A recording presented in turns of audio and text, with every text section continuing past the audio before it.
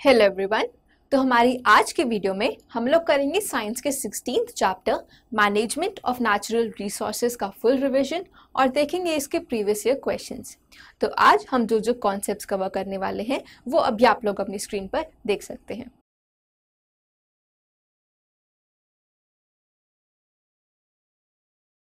अब हम लोग इस चैप्टर को रिवाइज करना स्टार्ट करते हैं और सबसे पहले हम लोग देखेंगे why we need to save our resources.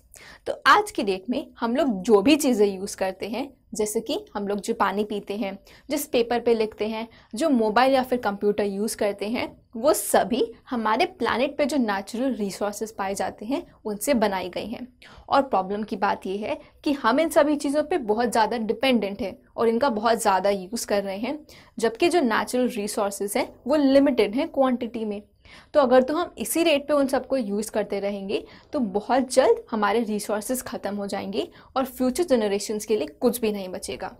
एक और वरी की बात यह है कि हमारे जो रिसोर्सेज हैं उनको एक्सट्रैक्ट करके यूज़ की चीज़ें बनाने का जो प्रोसेस है उसमें एनवायरनमेंट को हार्म पहुंचता है। फॉर एग्जांपल, जब हम लोग फॉसिल फ्यूल्स को एक्सट्रैक्ट करते हैं तो उससे एयर पॉल्यूशन होता है। तो हमारे इस चैप्टर में हम लोग देखेंगे कि कैसे हम लोग नेचुरल रिसोर्सेज को बचा सकते हैं, और ये करने का सबसे बेस्ट तरीका है bye 3 R's। I am sure आप लोगों ने कभी ना कभी ये ज़रूर सुने होंगे। These are reduce, recycle and reuse. तो सबसे पहले रिड्यूस देखते हैं। जैसा कि इसके नाम से ही पता चलता है, इसका मतलब है कि हम लोग कम यूज़ करें। अगर तो आप लोग घर के किसी एक रूम में नहीं बैठे हैं तो वहाँ के लाइट्स और फैंस को बंद कर दें। Next is recycle. इसका मतलब कि हम लोग हर बार नई चीज़ें बनाने से अच्छा है पुरानी वालों को ही रिसाइकल करें। फिर आता है रीयूज़। इसका मतलब होता है कि हम पुरानी चीज़ों को फिर से यूज़ कर लें।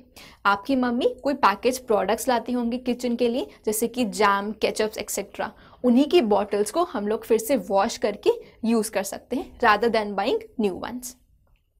अब हम लोग देखते हैं स्टेक होल्डर्स क्या होता है। Stakeholders of anything refers to people who are associated with it या फिर they are dependent on it।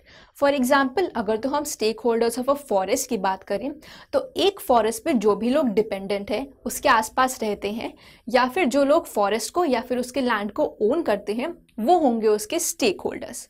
तो ये एग्जैक्टली कौन होते हैं, लेट अस नाउ सी।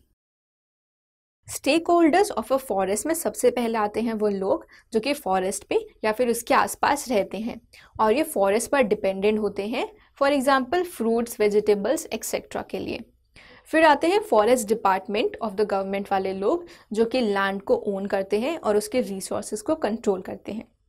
इसके बाद इंडस्ट्रियलिस्ट जो कि फॉरेस्ट प्रोड्यूस को यूज़ करते हैं फैक्ट्रीज वगैरह में, वो भी फॉरेस्ट के स्टेक होल्डर्स होते हैं। इसके बाद wildlife and nature enthusiast who want to conserve nature are also stakeholders of a forest. तो अगर तो हम लोगों को फॉरेस्ट को कंजर्व करना है तो देखना होगा कि उसके सभी स्टेक होल्डर्स जो हैं वो फॉरेस्ट को एक सस्टेनेबल मैनर में यूज़ कर रहे हैं और कोई भी एक सेल्फिश होकर के इस तरीके से उसको ख़राब नहीं कर रहा है कि हमारा फॉरेस्ट फिर से रिपेयर ही ना हो पाए। नेक्स्ट हम लोग पढ़ते हैं Chipko movement and restoration of Aravalli forest. इन दोनों स्टोरी से हमको पता चलेगा कि कैसे आसपास के रहने वाले नॉर्मल लोगों की वजह से ही हमारे जो फॉरेस्ट है उनको हमने बचा पाया। तो सबसे पहले जो हम स्टोरी देखने वाले हैं वो है चिपको मूवमेंट की। आई एम श्योर आप लोगों ने इसके बारे में पहले सुना ही होगा। This movement started in a small village Reni in Garhwal. यहाँ पर क्या हुआ, एक दिन कॉन्ट्रैक्टर्स आए ट्रीज को तोड़ने के लिए एक विलेज के पास। तो जो विलेजर्स थे उन्होंने जाकर के उन ट्रीज को हक करना स्टार्ट कर दिया ताकि उनको कोई काट ना पाए या फिर तोड़ ना पाए। तो ये जो मूवमेंट थी ये बहुत ही जल्द आसपास के विलेजेस में भी फैल गई और फिर मीडिया में भी फैल गई और लोगों ने रेवोल्यूशन स्टार्ट कर दिया। इसकी वजह से जो गवर्नमेंट थी it was forced to take some strong measures to avoid the cutting of forest. तो इसीलिए उस एरिया के जो भी फॉरेस्ट थे वो बच गए थे।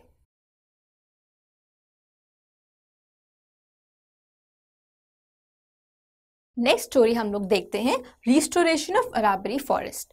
वेस्ट बंगाल में साल फॉरेस्ट जो थे वो एक टाइम पे बहुत ज़्यादा खराब हो चुके थे उनके एक्सेसिव यूज़ की वजह से। एक ऑफिसर जिनका नाम था AK बैनर्जी, उन्होंने ये नोटिस किया और वहीं पे रहने वाले जो विलेजेस थे उनको साथ में लेकर के इन फॉरेस्ट को अच्छा करने का काम स्टार्ट किया। इस काम से विलेजर्स भी खुश थे क्योंकि फॉरेस्ट अच्छे हो रहे थे और जो फॉरेस्ट प्रोड्यूस था वो भी उनको मिल रहा था। इन सब लोगों की मदद से थोड़े ही टाइम में जो साल फॉरेस्ट पहले खराब हो चुके थे वो आगे जाकर के अच्छे हो गए और उनकी वैल्यू करोड़ तक में पहुंच गई।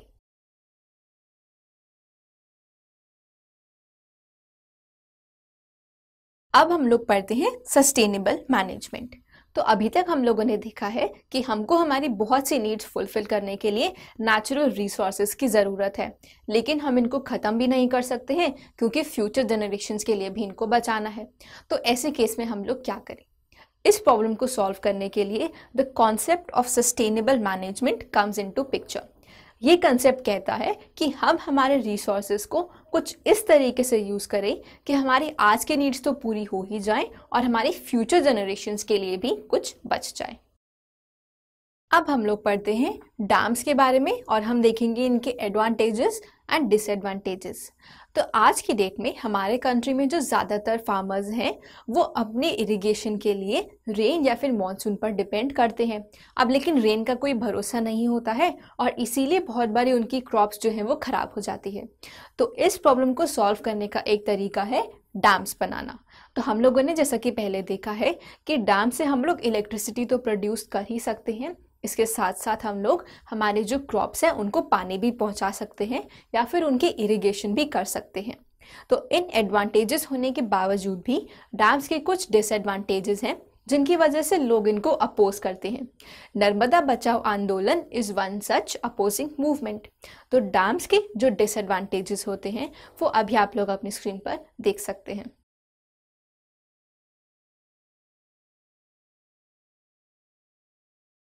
अभी हम लोग पढ़ते हैं water harvesting.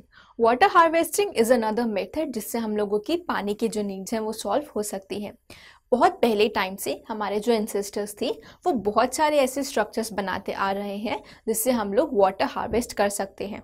For example small pits and lakes, reservoirs, dikes etcetera. इसके अलावा रेन वाटर हार्वेस्टिंग भी बहुत की जाती थी और अभी भी काफ़ी एरियाज़ में की जाती है।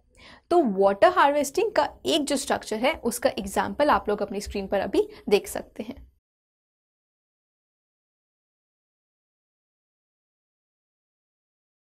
मोस्ट ऑफ द स्ट्रक्चर्स जो पहले के टाइम में बनाए जाते थे और अभी भी बनाए जाते हैं उनका मेन पर्पस होता है टू रिचार्ज ग्राउंड वाटर। अब ऐसा किस लिए? ये इसीलिए क्योंकि ग्राउंड वाटर में बहुत सारे एडवांटेजेस होते हैं और ये अभी आप लोग अपनी स्क्रीन पर देख सकते हैं।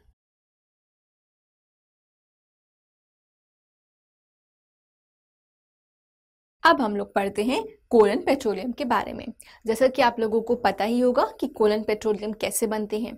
ये बनते हैं from decomposition of dead remains of living organisms which existed millions of years ago. तो आज के डेट में हम लोग इन सब को बहुत ज़्यादा यूज़ कर रहे हैं और इनके ऊपर बहुत ज़्यादा डिपेंडेंट है। लेकिन ये प्रॉब्लम है दो वजह से। पहले ये कि ये लिमिटेड क्वांटिटी में है हमारे प्लानट पे और ख़त्म हो जाएंगे बहुत जल्दी। सेकेंड इज कि they cause pollution and greenhouse effect. तो coal and petroleum are actually nothing but are form from biomass. तो इनमें बहुत सारा कार्बन और फिर hydrogen, oxygen, sulphur, nitrogen etcetera होता है। तो इसकी वजह से जब हम इनको बर्न करते हैं तो कार्बन डाइऑक्साइड बनती है। इसके साथ साथ oxides of sulphur and nitrogen भी बनते हैं जो कि एयर पॉल्यूशन करते हैं। अगर तो हम इनको इनसफिशिएंट अमाउंट ऑफ एयर में बर्न करेंगे तो कार्बन मोनोऑक्साइड भी बन सकती है जो कि अगेन बहुत ही ज़्यादा हार्मफुल होती है। तो इन्हीं में से कुछ गैसेस की वजह से ग्रीन हाउस इफेक्ट या फिर ग्लोबल वार्मिंग भी हो सकता है। तो इसीलिए ज़रूरत है कि हम इन चीज़ों को कम यूज़ करके रिन्यूएबल और एनवायरनमेंट फ्रेंडली चीज़ों को ज़्यादा यूज़ करें। ये करने के कुछ तरीके हो सकते हैं कि आप लोग रोज़ अपनी प्राइवेट कार या फिर स्कूटर से ट्रैवल करने के बजाय पब्लिक ट्रांसपोर्ट में ट्रैवल करें। जहाँ तक हो सके लिफ्ट का कम यूज़ करके स्टेयर्स का ज़्यादा यूज़ करें। जिन जिन रूम्स का हो सके लाइट्स एंड फैंस ऑफ करें और ऐसे बहुत सारे और तरीके हो सकते हैं। तो इन सब से हम लोग हमारे एनवायरनमेंट को और रिसोर्सेज को बचा सकते हैं। तो आइए अब हम लोग इस चैप्टर की वेटेज को समझ लेते हैं। प्रीवियस ईयर में बोर्ड पेपर्स में इस चैप्टर में से यूजुअली 2 और 3 मार्क के क्वेश्चंस पूछे गए हैं। तो प्रीवियस ईयर में इस चैप्टर में से पूछे गए सभी क्वेश्चंस अभी आप लोग अपनी स्क्रीन पर देख सकते हैं।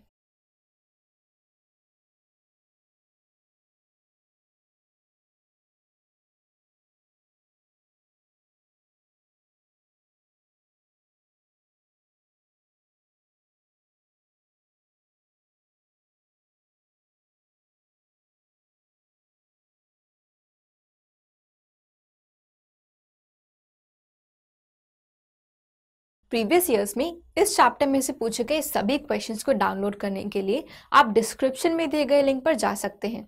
अगर तो आपने किसी पहले के चैप्टर की रिवीजन वीडियो मिस कर दी है तो उसे भी आप डिस्क्रिप्शन में दिए गए लिंक पर जाकर फिर से देख सकते हैं। For more such updates, stay tuned and happy learning. Hello students, we are making a series of videos to help you prepare better for board exam. Click here if you want to watch more videos in this series. Also, we are very close to getting 100,000 subscribers. So please subscribe and don't forget to click on the bell icon below to receive a notification each time we post a video every week. Come join our learning community.